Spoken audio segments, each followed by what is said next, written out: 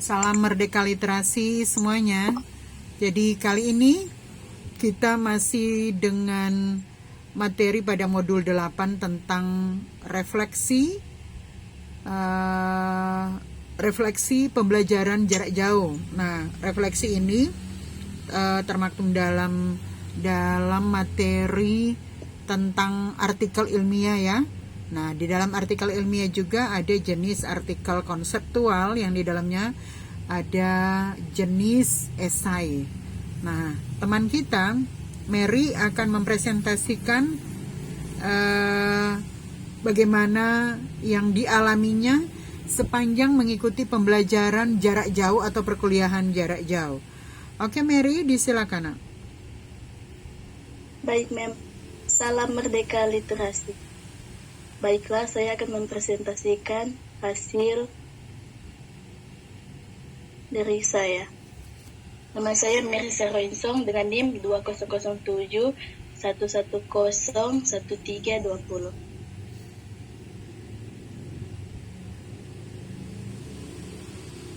A. Pengantar. Artikel ilmiah merupakan salah satu jenis teks akademik. Artikel ilmiah biasanya diterbitkan pada jurnal ilmiah, yaitu terbitan berkala yang berisi kajian-kajian ilmiah di bidang tertentu. Artikel ilmiah dapat digolongkan menjadi artikel penelitian dan artikel non-penelitian. Pada dasarnya, artikel penelitian merupakan laporan penelitian yang disajikan dalam bentuk artikel. Artikel non-penelitian tidak disarankan pada penelitian dan biasanya merupakan ulasan konsep. Karena itu, artikel non-penelitian juga disebut artikel konseptual. Artikel konsep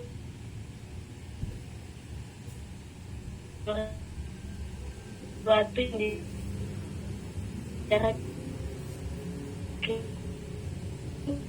relatif sama dengan artikel konseptual, yaitu artikel ilmiah yang lebih bergaya informal yang antara lain ditandai oleh penggunaan bahasa sehari-hari.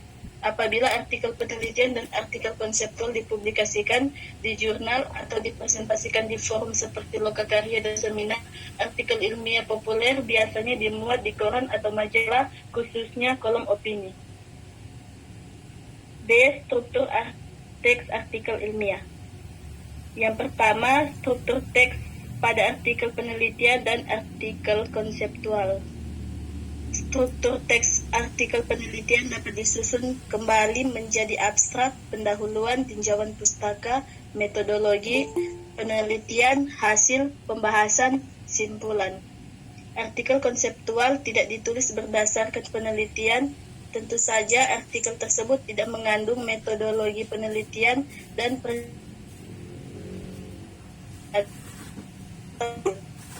itu metodologi dan hasil tidak diperlukan. Kedua, artikel populer. Struktur teks pada artikel ilmiah populer tidak laku, bahkan sering disusun menurut kehendak penulisnya. Pada umumnya, artikel ilmiah populer dipublikasikan di koran atau majalah sebagai tulisan opini. Pada konteks ini, artikel ilmiah populer dapat disebut artikel opini. Artikel tersebut ditata dengan judul dan subjudul yang hanya dimanfaatkan sedikit kata. Secara keseluruhan, artikel dengan karakteristik struktur teks seperti itu berbentuk esai. Pada umumnya,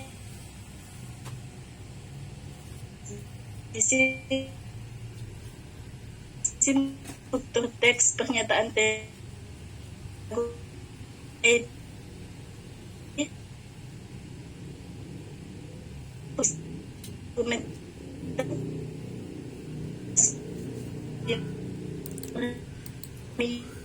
tidak mengangkat sama seperti genre eksposisi atau diskusi, juga tidak mengandung abstrak. C. Hubungan genre pada teks artikel ilmiah.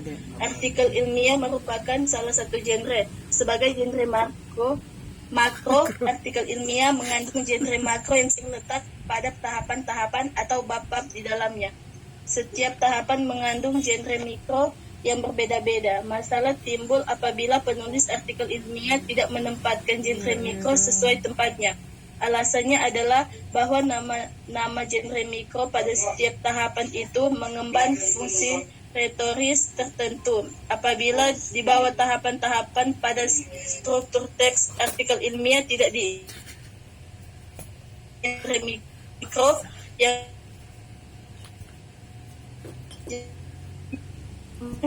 fungsi teoris pada tahapan-tahapan tersebut. Hal ini berarti bahwa tujuan sosial akademik teks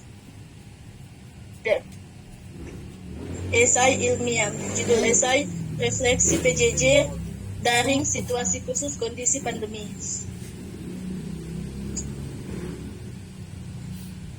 Proses jarak jauh merupakan proses yang terbilang untuk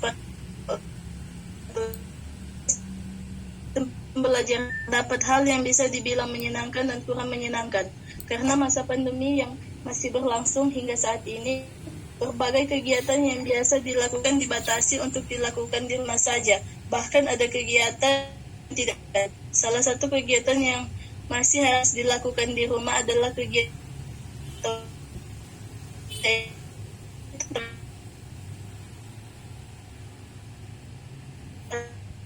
atau di lantai universitas. Pembelajaran ini merupakan proses yang terbilang baru untuk para mahasiswa Unpad, dan pastinya sistem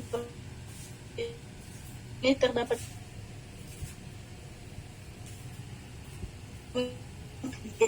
pertama tidak harus siap-siap ke kampus. Salah satu enaknya belajar dari rumah adalah kita bisa kuliah tanpa harus bersiap-siap terlebih dahulu. Biasanya sebelum berangkat kuliah pastinya kita harus melakukan berbagai persiapan seperti dan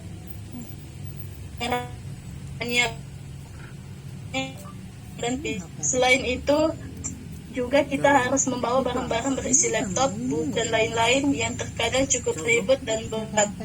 Namun karena belajarnya kita tidak perlu kita tinggal mengambil laptop lalu lihat ada atau tinggal jika akan bertatap muka dengan dosen secara virtual. Selain itu, kita tinggal ambil barang-barang yang memang kita butuhkan tanpa harus membawa tas yang berat. Yang kedua, bisa buka banyak referensi untuk mengerjakan tugas. Karena proses pembelajaran kita juga lebih fleksibel apabila kita diberikan tugas oleh dosen. Biasanya, jika ada tugas yang langsung diberikan dosen, kita hanya dapat menjawab sesuai yang sudah dosen kita ajarkan. Sementara pembelajaran jarak jauh ini, kita jadi bisa lebih fleksibel untuk mencari berbagai referensi dalam menyelesaikan tugas.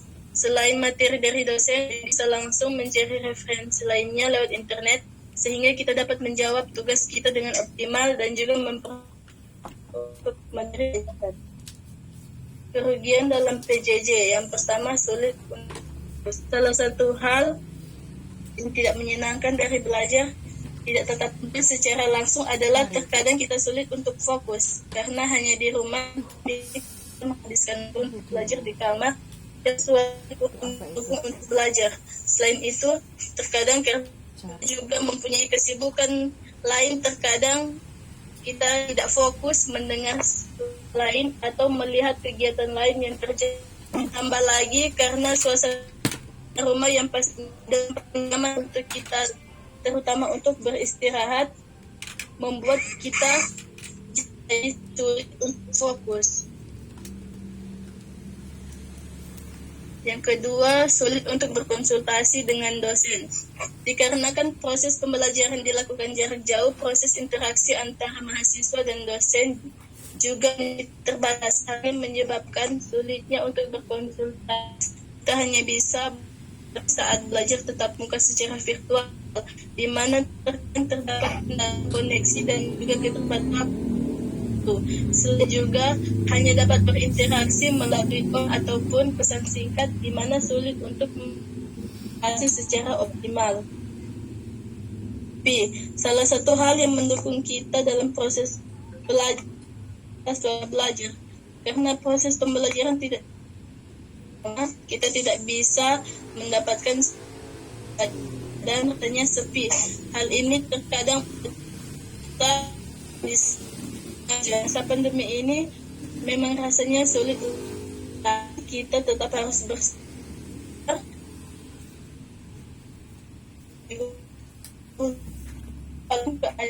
Dalam keadaan seperti ini kita tetap menjalani perkuliahan dengan maksimal. Semua ini juga segera berakhir agar kita bisa menjalani kuliah. Semangat semuanya. Sekian dan masih presentasi dari saya. Salam Merdeka Literasi. Oke. Aduh. Terima kasih Mary. Ampun.